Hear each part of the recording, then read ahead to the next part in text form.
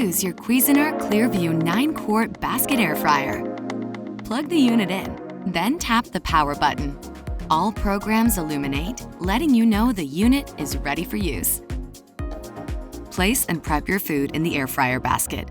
Both the basket and nonstick crisper plate are PFAS-free.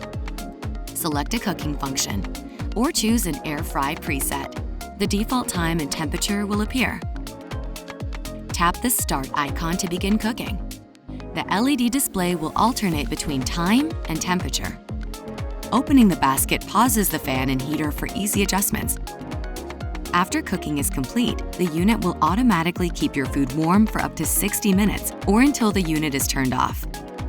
For crispier, more even results, use the shake reminder. The unit will alert you with a sequence of beeps when it's time to flip or shake your food. You can turn this alert off before or during the cooking process. Press the light bulb icon to activate the internal light for easy viewing of food as it cooks. When finished, tap the power button to turn off the unit. Always unplug when not in use.